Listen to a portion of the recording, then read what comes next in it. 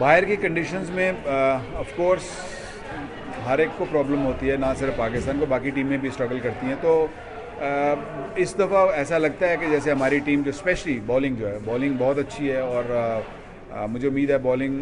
जो काम जो ज़रूरत होगी वो करेगी। हाँ, बैटिंग में थोड़ा सा अभी क्वेश्चन मार्क ज़रूर होगा कि ओवरसीज़ जाके आया, can we deliver what we need, can our seniors जो specially Hafeez, Malik, specially those two in the middle order, can they produce what Pakistan needs.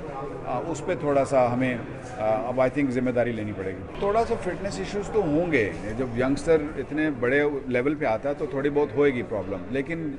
मुझे उम्मीद है कि ये मैनेजमेंट, जैसे मिकी आर्थर बात भी करता है कि हम लोग वर्क कर रहे हैं, it's a long process, lengthy process है, थोड़ा टाइम ज़रूर लगेगा, लेकिन मुझे उम्मीद है कि फिटनेस बेहतर होएगी और ये जो नए लड़के हैं ये और बेहतर से बेहतर, जैसे मैंने कहा ना, होते चले जाएंगे।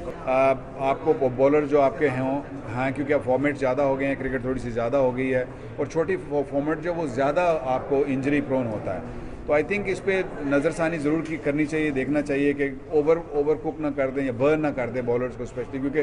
पिछले एक साल से आपको बॉलिंग ही है जो मैचेस जितवा रही है। मुझे उम्मीद है बड़ा हेल्पफुल होगा जी, क्योंकि बड़ी खुशी की बात है, तीसरा चौथा मैच इस महीने में हो गया, so things are moving in the right direction. और श्रीलंका का आना और भी हमारे लिए खुशी की बात है, और